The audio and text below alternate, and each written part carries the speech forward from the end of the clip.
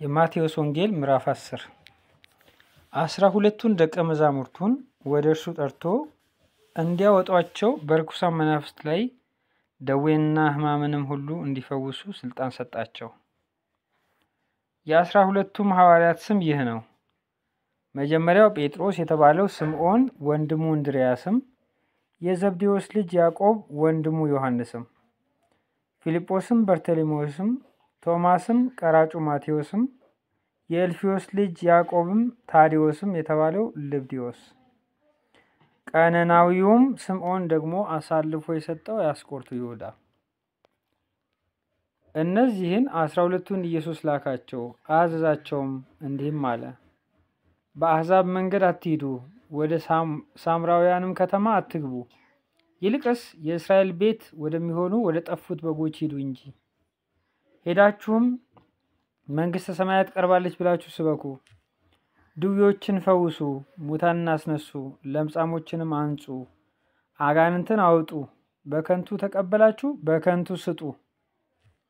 ወርቅ ወይም ብር ወይም ናስ በመቀነታችሁ ወይም ለመንገድ ከረጢት ወይም 2 እጀ ጠባብ ወይም ጫማ ወይም በትር አታግኙ፣ ለሰራተኛ ምግቡ ይገባዋልና።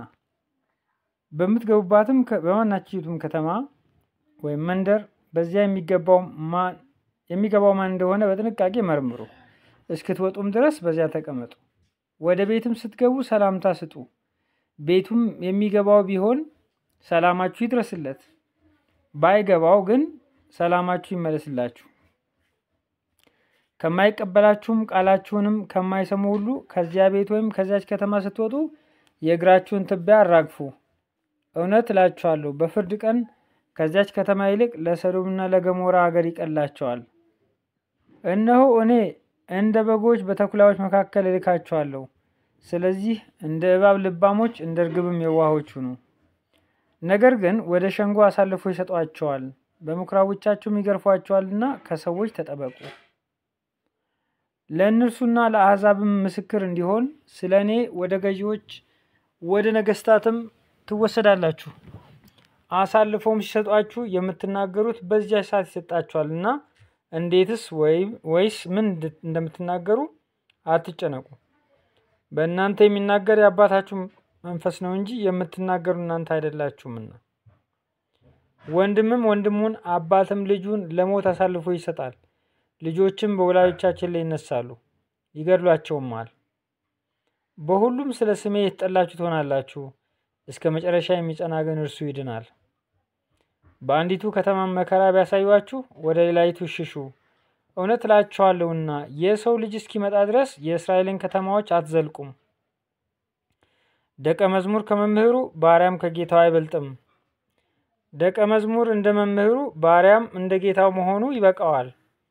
ባለቤቱን ብዔልዜቡል ካሉት ቤተሰቦቹንማ እንዴት አብዝተው አይሏቸው። እንግዲህ አትፍሯቸው። የማይገለጥ የተከደነ የማይታወቅም የተሰወረ ምንም የለምና። በጨለማ የምነግራችሁ በብርሃን ተናገሩ፣ በጆሮም የምትሰሙትን በሰገነት ላይ ስበኩ። ስጋንም የሚገድሉትን ነፍስን ግን መግደል የማይቻላቸውን አትፍሩ። ይልቅስ ነፍስንም ስጋንም በገሃነም ሊያጠፋ የሚቻለውን ፍሩ። 2 ድንቢጦች በ5 ሳንቲም ይሸጡ የለምን? ከእነርሱም አንዲቱ ያለ አባታቸው ፈቃድ በምድር ላይ አትወድቅም። የእናንተስ የራሳችሁ ጠጉር ሁሉ እንኳ ተቆጥሯል። እንግዲህ አትፍሩ፣ ከብዙ ድንቢጦች እናንተ ትበልጣላችሁ። ስለዚህ በሰው ፊት ለሚመሰክርልኝ ሁሉ እኔ ደግሞ በሰማያት ባለው በአባቴ ፊት እመሰክርለታለሁ። በሰው ፊትም የሚክደኝን ሁሉ ደግሞ በሰማያት ባለው በአባቴ ፊት እክደዋለሁ።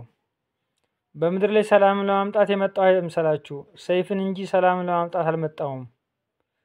ሰውን ከአባቱ ሴት ልጅንም ከእናቷ ምራትንም ከአማቷ እለያይ ዘንድ መጥቻለሁና ለሰውም ቤተሰቦቹ ጠላቶቹ ይሆኑበታል። ከእኔ ይልቅ አባቱን ወይም እናቱን የሚወድ ለእኔ ሊሆን አይገባውም። ከእኔ ይልቅም ወንድ ልጁን ወይም ሴት ልጁን የሚወድ ለእኔ ሊሆን አይገባውም። መስቀሉንም የማይዝ በኋላም የማይከተለኝ ለእኔ ሊሆን አይገባውም። ነፍሱን የሚያገኝ ያጠፋታል፣ ነፍሱንም ስለ እኔ የሚያጠፋ ያገኛታል።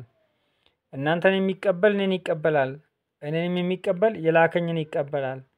ነቢይን በነቢይ ስም የሚቀበል የነቢይን ዋጋ ይወስዳል። ጻድቅንም በጻድቅ ስም የሚቀበል የጻድቁን ዋጋ ይወስዳል። ማንም ከነዚህ ከታናናሾቹ ለአንዱ ቀዝቃዛ ጽዋ ውሃ ብቻ በደቀ መዝሙር ስም የሚያጠጣ እውነት እላችኋለሁ ዋጋው አይጠፋበትም።